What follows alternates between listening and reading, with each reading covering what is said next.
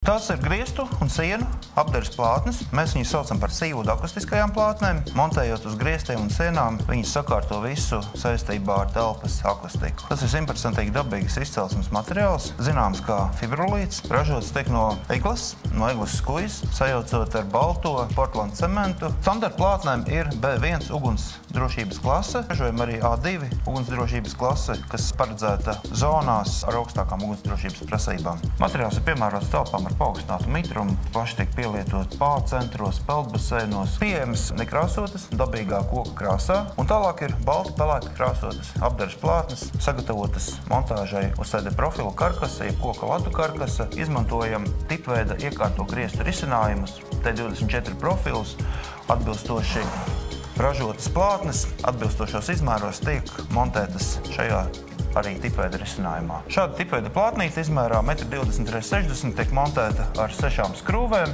Piegriežamies uz vietas objektu ar jebko, ar ko mēs zāģējam koku. Ir vajadzīgs tikai precīzi attieksme pret darbu, un objektā uz vietas var izdarīt fantastiskas lietas, montējot šīs plātnes. Runājot par klasisko griestu apdari, jebkuri apjomi, sākot no 5 līdz 5000 kvadrātmetriem, ir realizējami šajā tradicionālajā veidā. Šī ir jūsu dzīvokļi, mājas, biroja un skolas gala apdara. Produkta atsevišķa līnija, dizaina plātnes, ar kurām mēs varam izveidot ļoti spilgtus akcentus, atbilstoši jūsu interjeram, jūsu vēlmēm. Cenšamies realizēt pat vispārdrošākās ieceres šajā ziņā un varam arī to izdarīt. Runājot par šādu risinājumu izmaksu, nav alternatīvu, kas šādā cenu līmenī nodrošina jau gala apdari un šādu trokšņu absorbēšanas veiktspēju.